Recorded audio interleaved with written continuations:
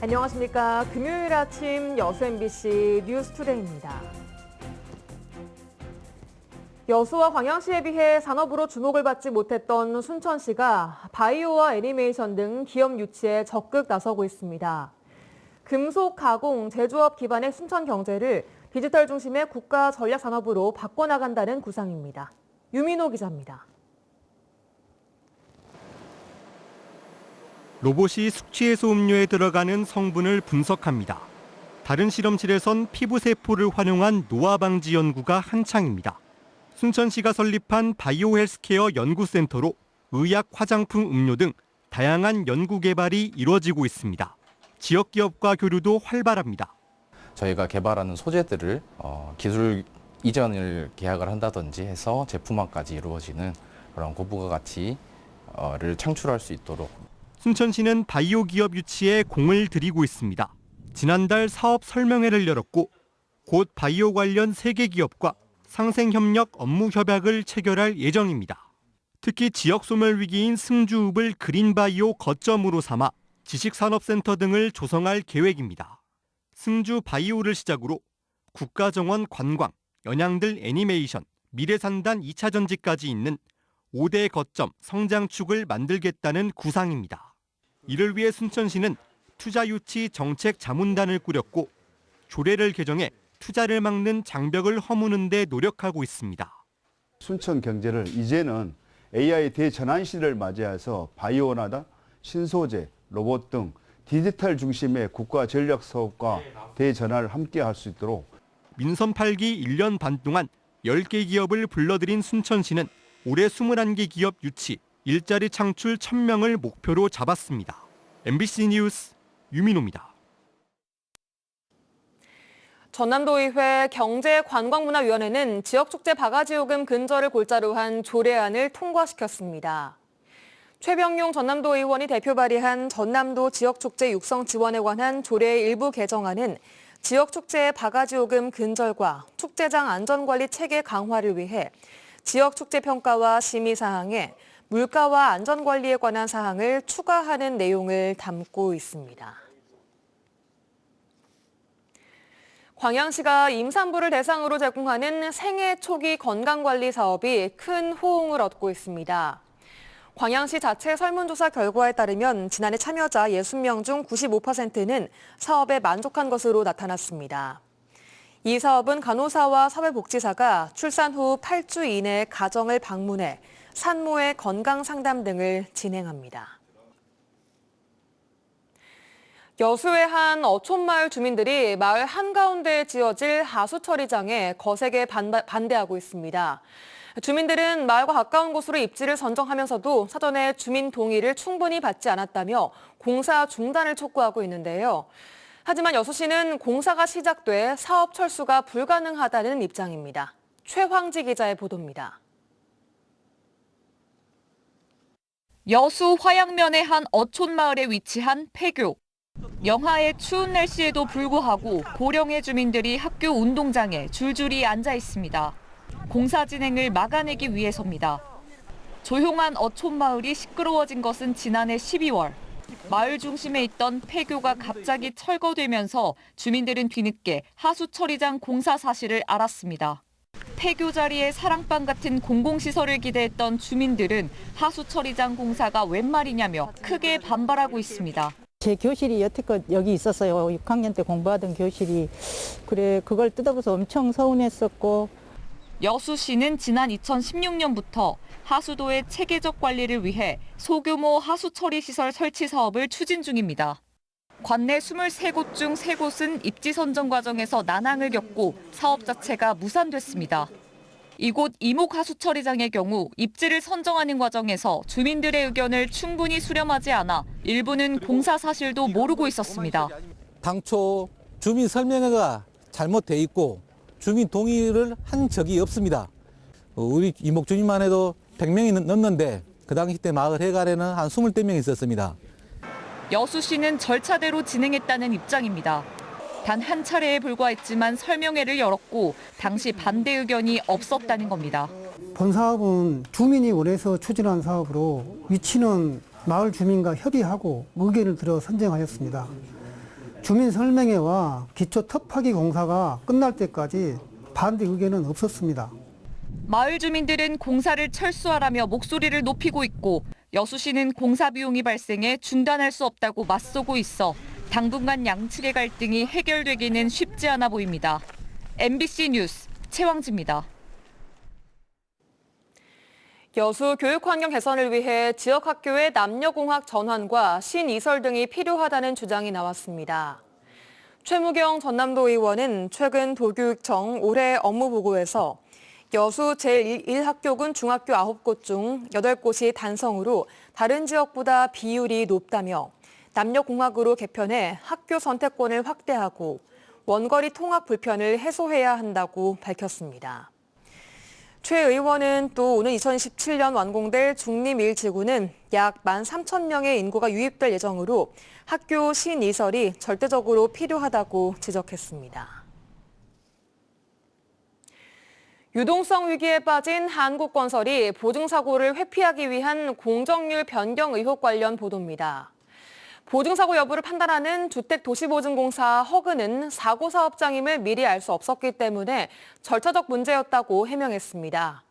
하지만 보증공사가 지난해 말 이미 현장을 여러 차례 방문해 공사 진행도를 확인했던 사실이 취재 결과 확인됐습니다. 임지은 기자가 취재했습니다. 이미 지난해 11월 보증사고 기준을 초과한 한국건설의 아파트 현장.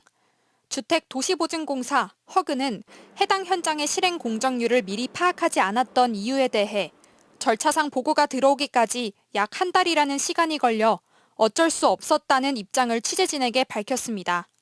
뒤늦게 알았기 때문에 사고 사업장에 해당했는지 몰랐다는 말인데 이 말은 사실이 아니었습니다. 실행 공정률과 예정 공정률의 차이가 한창 벌어지던 지난해 10월 31일 허그 광주전남 지사장이 직접 한국건설의 아파트 공사 현장을 찾은 사실이 확인됐기 때문입니다. 지사장이 해당 건설 현장을 찾은 것은 단순한 이유는 아니었던 것으로 보입니다. 지사장이 현장에 오셨어요. 협에서도 이제 이 사유가 뭐냐 물어봤고 우리도 이제 이 사유를 설명해 드렸죠. 아 맞다. 변경이 맞겠다 해서 그때 바꾼 거고. 허그 광주전남 지사장이 한국건설이 공정률을 변경하려 한다는 것을 이미 이때부터 알고 있었다는 증언은 사전에 전혀 몰랐다는 허그 측의 처음 해명과 배치됩니다. 이뿐만이 아닙니다. 지사장 방문 한 달 뒤인 지난해 11월 30일 허그 직원이 현장에 나와 공사 진척도를 파악한 사실도 확인됐습니다. 이 직원은 해당 현장이 공정부진 사업장으로 지정됐다며 10월의 예정 공정률과 실행 공정률의 차이를 비교했고 11월에 실행 공정률이 얼마로 나올지도 현장 감리에게 물어본 것으로 알려졌습니다. 허그에서 나왔다고 하는데 그때도 본인들끼리 얘기 다 하고 나서 이제 이번 달 공정률 얼마나 될 것 같냐 묻더라고요. 시공회사에서 계산하면 나올 거다. 그때도 그러고 말았죠. 허그 측이 해당 현장을 지난해 연말 최소 2번은 찾았다는 이야기인데 그러고 난 다음 한국건설은 지난해 12월 공정률을 변경한 뒤 구청의 승인을 받아냈고 결국 분양 보증 사고를 피할 수 있었습니다. 서민 주거 안정 정책을 이끌어가겠다는 허그가 입주 예정자들이 아닌 건설사 측의 편의를 봐준 게 아니냐는 지적이 나옵니다. 경험이 많기 때문에 충분히 짐작했을 거예요. 국민들의 편에 서기보다는 사기업의 편향적인 정책을 그리고 그런 행정을 했다는 것 자체가 비판받아 마땅한 일이라고 생각합니다. 처음 취재진에게는 문서로만 통보받기에 전혀 알지 못했다는 허그는 취재가 시작되자 그제서야 지사장과 직원이 2차례 해당 현장을 방문한 사실을 인정했습니다. 그러나 부진 공정에 대한 만회 대책을 마련하라고 한국건설에 촉구했을 뿐 공정률 변경에 대해선 어떠한 의견도 표명하지 않았다고 해명하면서도 인터뷰는 거부했습니다. MBC 뉴스 임지은입니다. 저탄소 유기농으로 재배한 해남쌀이 미국 수출길에 오릅니다. 미국 유기농 유통업체와 수출 협약을 체결하고 K푸드의 인기를 타고 냉동김밥 시장에도 진출할 예정입니다. 신광하 기자입니다. 김밥과 김치 등 K푸드의 열기 속에 최근 미국에서 남도 음식 홍보 행사가 열렸습니다. 김밥의 재료인 쌀과 채소, 해남 배추로 만든 김치 만들기와 시식 행사가 큰 인기를 끌었습니다. 전남도와 해남군은 미국 순방 행사에서 미국 최대 한인마트와 농특산물 판매 협약을 진행했습니다. 특히 해남군은 미국 순방 이후 첫 성과로 쌀 180톤을 미국으로 수출하는 계약을 체결했습니다. 저탄소 쌀과 가바쌀 등 유기농 기능성 쌀로 미국 내 2,700여 유기농 매장에서 판매될 예정입니다.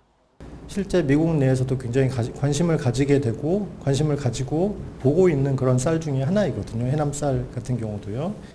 협약에 앞서 업체 관계자들은 해남 유기농 쌀 생산업체를 방문해 재배 과정을 점검하고 쌀 생산 공정을 꼼꼼히 점검했습니다.